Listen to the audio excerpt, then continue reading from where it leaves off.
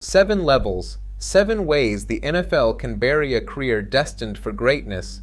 We're ranking them from a roster move that quietly drains a legend's numbers to a haunting disappearance that leaves an entire fan base wondering for decades. Trades, injuries, scandals, championship heartbreak, and exits no one saw coming, each level more permanent than the last. It starts with one phone call and a record breaker shipped to the wrong team.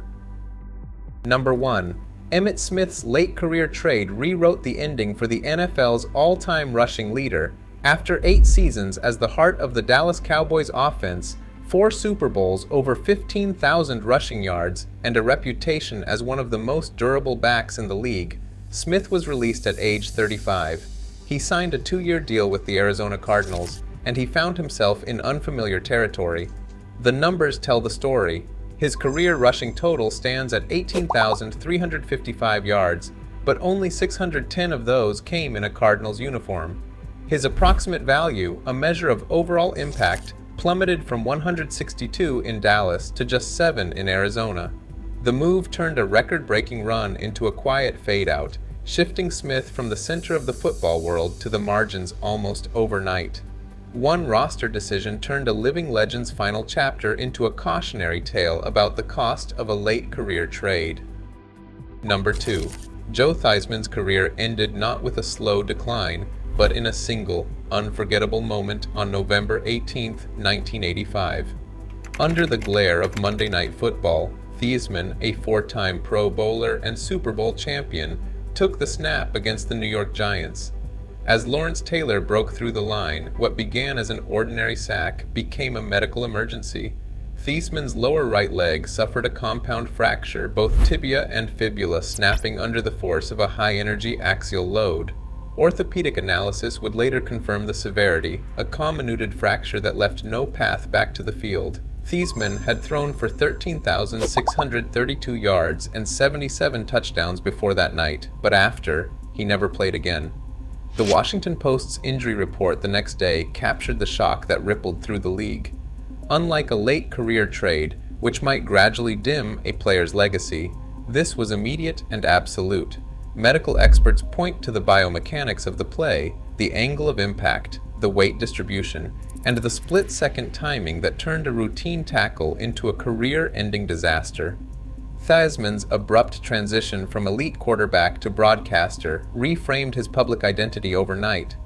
The question lingers: if the protection had held, or if he had shifted in the pocket, could he have added years to a legacy already headed for Canton? Instead, one snap drew a hard line between what was and what might have been. Number 3. The 2012 New Orleans Saints became the center of one of the most consequential scandals in NFL history, Bountygate. What began as a whistleblower's tip about a target hit reward system inside the Saints locker room quickly escalated into a full-scale league investigation. The NFL decision memo detailed a pattern of incentivized aggression, with defensive players allegedly paid to injure opponents. The fallout was immediate and severe. Head coach Sean Payton was suspended for an entire season. The team was fined $1 million, and defensive coordinator Greg Williams received a 1-year ban. 4 players, including linebacker Jonathan Vilma, faced suspensions, with Vilma's approximate value dropping to 0 in 2012, effectively removing him from the field. The impact stretched beyond individuals. The Saints' record plummeted from 12 wins and 4 losses to 7 wins and 9 losses, erasing any momentum from the previous year's playoff run. Unlike a single injury or a bad trade, Bountygate's legacy is organizational, leaving a permanent stain on the franchise and altering the trajectory of multiple careers through off-field decisions and league sanctions. Number 4. The Buffalo Bills' 4 consecutive Super Bowl losses from 1990 to 1993 redefined the pain of coming close. Jim Kelly led the league's most explosive offense, posting 4 straight 4,000-yard seasons and orchestrating the fast-paced K-gun attack. Yet on football's biggest stage, the Bills stumbled each time with signature moments that still haunt NFL history. In Super Bowl 25, Scott Norwood's missed 47-yard field goal, wide right, ended a 1-point defeat. The following year, Washington's defense forced Kelly into hurried throws and a costly fumble, burying Buffalo by halftime.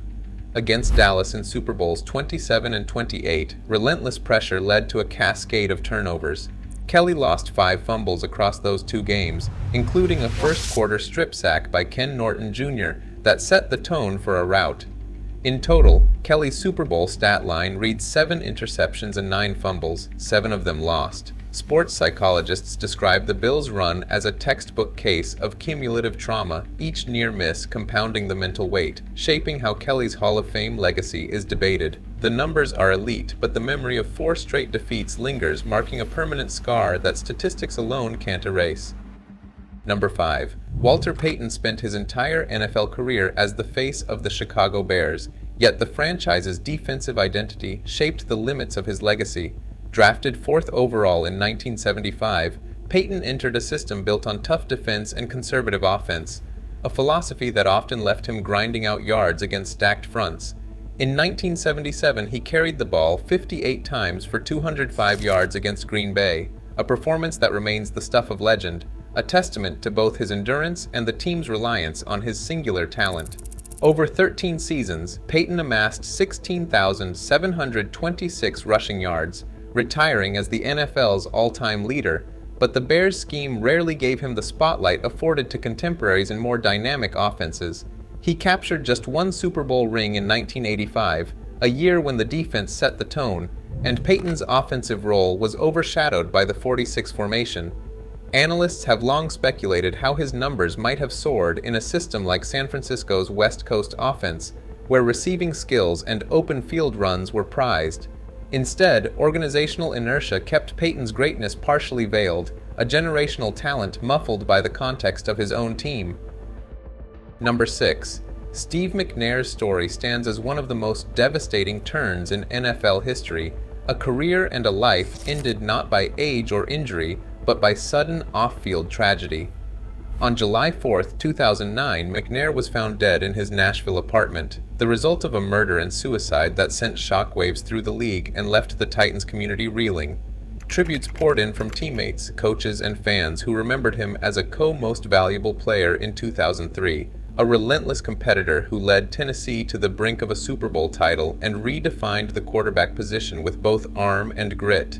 At the time of his death, McNair had passed for nearly 10,000 yards and rushed for over 3,200, numbers that placed him among the most versatile quarterbacks of his era. Analysts projected that, given his recent performance and the typical aging curve for quarterbacks, McNair could have added 2 more productive seasons, potentially another 5,500 passing yards and 30 touchdowns, to a resume already worthy of Hall of Fame consideration. The abruptness of his passing erased any chance for a final comeback, a farewell tour, or the gradual transition into mentorship so many stars choose. Instead, McNair's legacy became inseparable from the circumstances of his death, a reminder that, in the NFL, some endings are absolute, leaving only the question of what might have been. For those struggling with loss or crisis, resources like the NFL Player Assistance Program are available, underscoring the importance of support beyond the field. And finally, in first place, Andrew Luck's retirement at age 29 stands as the most haunting what-if in recent NFL memory. On a late August evening in 2019, Luck faced the press and spoke with a clarity that stunned the league. He said, "I have to do what is best for me and my family." The decision followed years of punishing injuries, a torn shoulder labrum, repeated concussions, and a fractured forearm, which left him physically and mentally depleted. By the time he walked away, Luck had amassed 23,671 passing yards and 171 touchdowns, with 4 Pro Bowl selections in just 6 seasons. Analysts using aging curve projections estimate that, with 5 more healthy years, Luck's totals could have soared past 40,000 passing yards and 320 touchdowns, numbers reserved for the game's all-time greats. His departure left the Colts scrambling, and fans across the league debating what might have been. In the end, Luck's story is not one of tragic loss, but of agency, a superstar choosing quality of life over the relentless demands of football. The questions linger. How many more playoff runs, how many more records were left on the table? For every fan, the legacy of Andrew Luck is an open-ended conversation, a career ended by choice, yet forever unresolved. Across all 7 levels, one pattern stands out. NFL, greatness is never just about talent. From sudden tragedy to quiet retirements, unpredictable forces decide legacies. In football, the line between legend and lost potential is razor thin, and every fan lives in the shadow of what might have been.